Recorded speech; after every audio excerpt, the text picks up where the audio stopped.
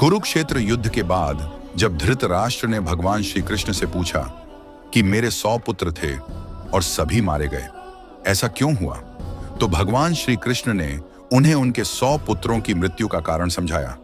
धृतराष्ट्र यह सुनकर स्तब्ध रह गए, क्योंकि उन्होंने कभी सोचा भी नहीं था कि उनके अतीत का यह कर्म इतना भयावह रूप लेगा। नमस्कार दोस्तों, स्वागत है आपका अपने YouTube चैनल तथ्य में। श्री कृष्ण ने उत्तर दिया, 50 जन्म पहले तुम एक शिकारी थे। शिकार करते समय तुमने एक नर पक्षी पर निशाना साधा, वह पक्षी उड़ गया। क्रोध में तुमने घोंसले में बैठे 100 छोटे छोटे पक्षियों को निर्दयता से मार डाला। उन पक्षियों के पिता ने अपने 100 बच्चों की मृत्यु को असहाय होकर देखा। जिस प्रकार तुमने उस पिता को उसके बच्चों की मृत्यु का दुख दिया था, उसी प्रकार तुम्हें भी अपने 100 पुत्रों की मृत्यु का दुख सहना पड़ा। धृतराष्ट्र ने पूछा, यह तो ठीक है, परंतु मुझे इस कर्म फल के लिए 50 जन्मों तक प्रतीक्षा क्यों करनी पड़ी? श्री कृष्ण ने उत्तर दिया, तुम्हें 50 जन्मों तक पुण्य संचित करना पड़ा ताकि तुम 100 पुत्रों के पिता बन सको। इतने पुत्रों का पिता बनने के लिए बहुत सारा पुण्य चाहिए। इसके बाद तुम्हें 50 जन्म पहले किए गए पाप का फल मिला। भगवान श्री कृष्ण ने भगवद गीता 4.16 में कहा है, गहना कर्मणो गतिः, अर्थात कर्म और उसके फल का नियम बहुत जटिल है। भगवान ही जानते हैं कि किस कर्म का फल कब और किस परिस्थिति में मिलना चाहिए। कभी कभी किसी कर्म का फल इसी जीवन में मिलता है, कभी अगले जीवन में, और कभी बहुत लंबे समय के बाद। यह कहावत भी है, ईश्वर की चक्की धीरे धीरे चलती है परंतु बहुत महीन पीसती है। इसका अर्थ यह है कि हर एक कर्म का हिसाब किया जाता है, चाहे वह धीरे धीरे ही क्यों ना हो। श्रीमद् भागवतम में भी इस बात का उदाहरण दिया गया है कि यदि हमारे पास एक गौशाला में 1000 बछड़े हों और हम उसमें एक माँ गाय को छोड़ दें, तो वह माँ गाय आसानी से अपने बछड़े को ढूंढ लेगी। इसी प्रकार हमारा कर्म हमें इस संसार के लाखों लोगों के बीच भी ढूंढ ही लेता है। जब समय आता है तो कर्म अपना फल अवश्य देता है। उदाहरण के लिए, सड़क पर हजारों लोग चल रहे होते हैं, लेकिन उनमें से केवल दुर्घटना उन्हीं की होनी होती है जिनकी कर्मानुसार लिखी हो।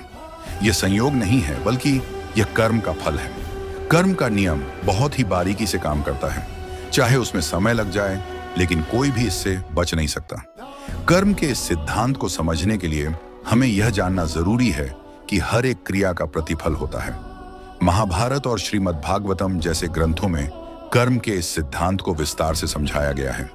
जब कोई व्यक्ति अच्छे कर्म करता है तो उसे पुण्य मिलता है, और जब बुरे कर्म करता है तो पाप संचित होता है।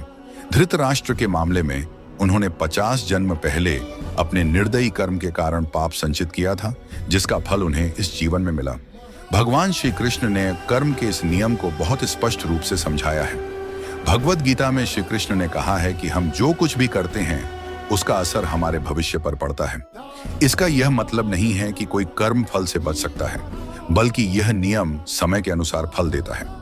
इस कथा के माध्यम से भगवान श्री कृष्ण यह समझाने की कोशिश कर रहे हैं कि हमारे जीवन में जो कुछ भी होता है वह हमारे पिछले कर्मों का फल होता है, चाहे वह सुख हो या दुख।